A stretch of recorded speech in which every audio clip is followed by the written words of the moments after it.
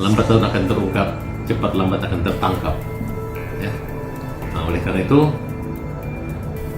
Kemensos tidak mungkin gegabah menerima laporan. Mereka tahu kok dari awal kita ngomong sama Dirjen mengatakan uang itu untuk bermanfaat Agus. Bayangkan belum ada manfaatnya buat Agus, tiba-tiba kalian bagi-bagi ke bencana alam. Itu kan peruntukannya berbeda. Jadi siap-siaplah mereka nanti untuk dihukum semuanya. Nanti Tuhan yang akan menghukum mereka. Ya. Yang siapa yang berbuat salah kan mata Tuhan itu tidak salah. Nah, mudah-mudahan orang-orang seperti itu segera mendapat balasan dan terungkap. Ya itu secara etika moral gimana ya, udah korban pengungsi mau dilaporin lagi gitu, mau ditambah-tambahin lagi, janganlah bikin narasi ke arah situ gitu kan, bahwa mereka itu berhak menerima bantuan dan mereka itu jauh dari ibu kota, nggak banyak bantuan kemanusiaan yang sampai ke mereka, itu aja sih. Keyakinan mereka ya itu kita hargain keyakinan mereka, tapi kalau dari sisi kita apapun itu kita siap mengklarifikasi aja sih, kita nggak ada masalah tentang itu. Cuman memang tadi kan kalau cara-caranya mungkin disebutkan dia ingin memenjarakan begini-begini, yang bisa memenjarakan orang itu bukan kita, bukan orang sipil, tapi ada prosesnya, ada orang-orang, ada aparat penegak hukum yang memang bisa berwenang untuk itu. Kemudian netizen kotor, netizen bayaran, netizen buzzer yang menghujat perjuangan kami, mudah-mudahan mereka nggak bisa, kalau buzzer itu nggak bisa berubah hatinya, nggak ada hatinya. Justru dia itu memang ini adalah industri donasi dan ini mulai terungkap gitu. Tidak ada lawan yang baik menurut saya. Siapa yang lawan dengan saya selalu berlawan dengan orang jahat gitu. Jadi siapa yang lawan saya, bagi saya adalah penjahat itu lawan saya, kecuali baik-baik saya baru bukan penjahat gitu. Jadi ini uang ya udah dari Agus ke yayasan, ke Polda, ke Kemensos, ke donatur. Itu muter-muter cuy itu duit tuh. Jadi itu duit itu sebenarnya hak siapa aslinya? Iya dong. Jadi kalau misalnya kan ada yang bilang ini hak Agus, ada yang bilang bukan, ini harusnya yayasan. Ya. Terus ada yang bilang ini hak pemberi, donatur. Jadi sebenarnya bingung kan. Tapi kalau menurut gua sebenarnya uang itu masih ada kemelekatan daripada donatur. Iya dong. Karena kan gini nih, kayak misalnya lu nyumbang ya ke gua ya. Nyumbang ke misalnya nyumbang ke Densu. Misalnya gua bilangnya gua mau buat pengobatan bisul. Bisul. Tiba-tiba pas lu kasih ke gua pakai nih bukan buat pengobatan bisul. Buat bisul si tetangga misalnya. Buat yang lain ya. Tetapi sama bisul nih.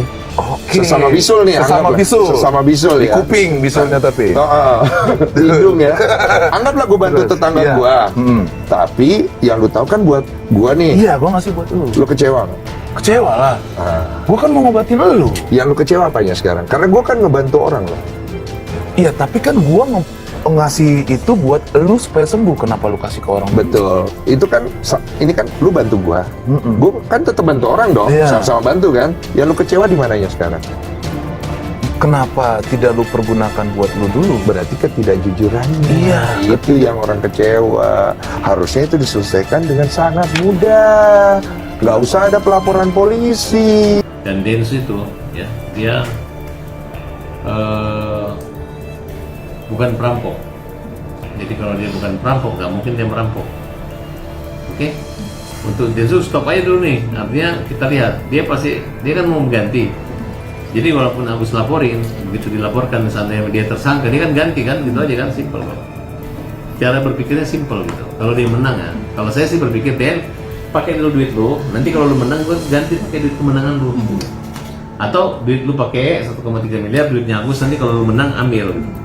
Jangan sampai nanti lu pakai tiba-tiba ganti, ngapain? Apa kapasitas lu ganti, lu share bersama-sama, udunan aja. Tanggapannya gimana ketika donasi? Agus Salim itu yang aku sedih banget yang itu donasinya dialihkan ke korban bencana alam di NTT melalui Yayasan Tenovi karena memang uangnya. Kalau donasi tersebut belum diserahkan ke Agus, memang Agus belum jadi pemilik uang tersebut. Ya.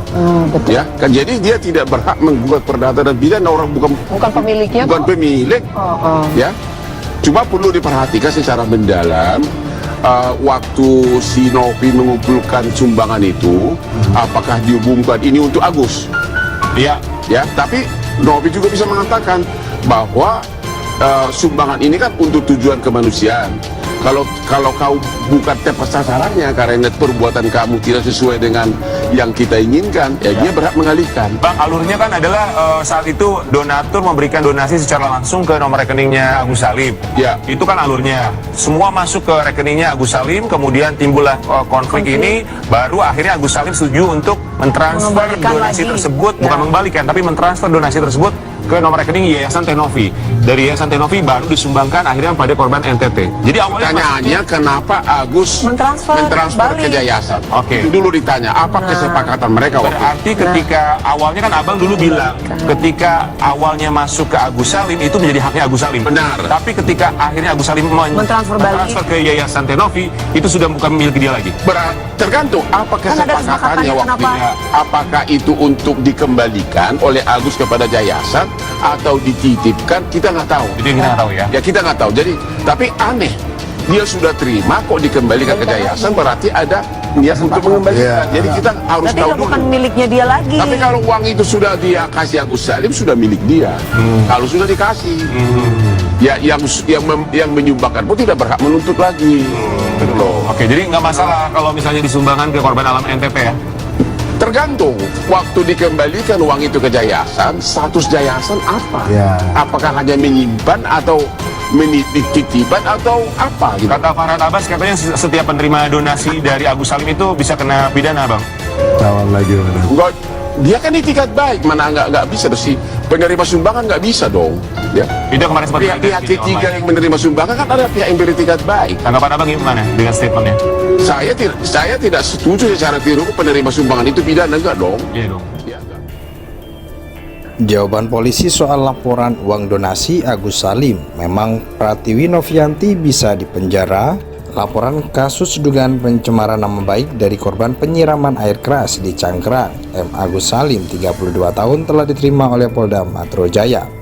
Agus melaporkan pemilik Yayasan Peduli Kemanusiaan sekaligus YouTuber Pratiwi Novianti alias Teh Novi dalam laporan yang terregistrasi dengan nomor LPB 6330 sekian.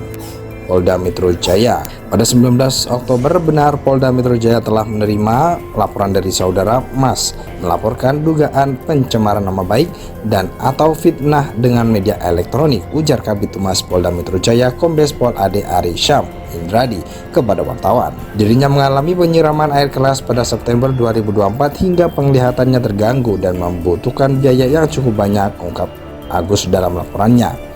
Kemudian korban mendapatkan sumbangan dari donasi terlapor melalui sebuah podcast di mana diumumkan adanya donasi yang bisa dilakukan dikirimkan ke rekening terlapor, ujar Ade.